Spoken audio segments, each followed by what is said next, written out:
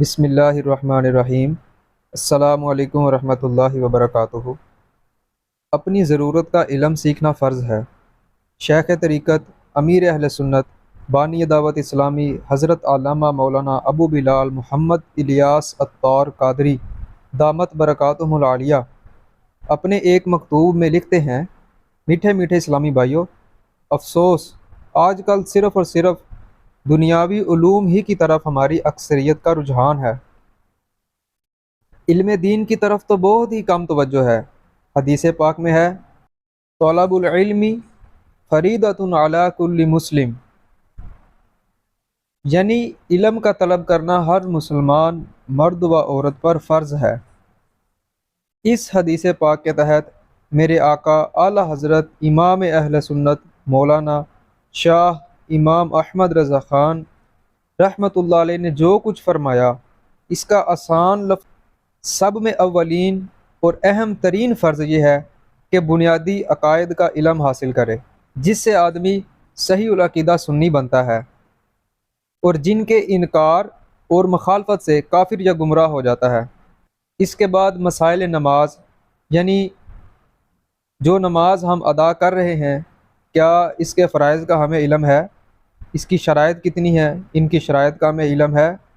مفسدات، یعنی جو چیزیں نماز کو توڑنے والی ہیں، ان کو سیکھیں تاکہ نماز صحیح طور پر ادا کر سکے۔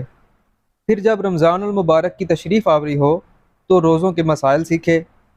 مالک نصاب نامی، یعنی حقیقتاً یا حکماً بڑھنے والے مال کے نصاب کا مالک ہو جائے تو زکوٰۃ کے مسائل سیکھے کہ اس پر زکوٰۃ کتنی واجب ہے اور اس کو ادا کرنے کا طریقہ کیا ہے، اس کا حقدار کون ہے، یہ سارے مسائل وہ سیکھے۔ صاحب استطاعت ہو تو مسائل حج، نکاح کرنا چاہے تو اس کے ضروری مسائل، تاجر ہو، بزنس مین ہو تو خرید و فروخت کے مسائل سیکھے۔ مزارع یعنی کاشتکار و زمیندار، کھیتی باڑی کے مسائل۔ ملازم بننے اور ملازم رکھنے والے پر اجارہ کے مسائل۔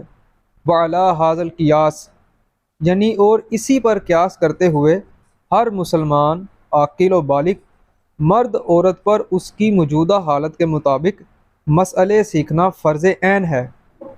اسی طرح ہر ایک کے لیے مسائل حلال و حرام سیکھنا بھی فرض ہے۔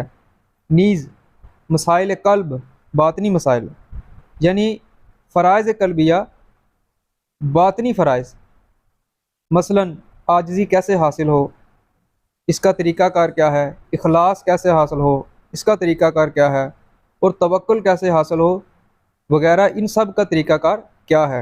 اور باطنی گناہ، مثلا تکبر سے کیسے بچا جائے، ریاکاری سے کیسے بچا جائے، حسد وغیرہ سے کیسے بچا جائے، اور ان کا علاج سیکھنا ہر مسلمان پر اہم فرائض سے ہے۔ اللہ تعالیٰ عمل کی توفیق عطا فرمائے، آمین بجاہ النبی الامین۔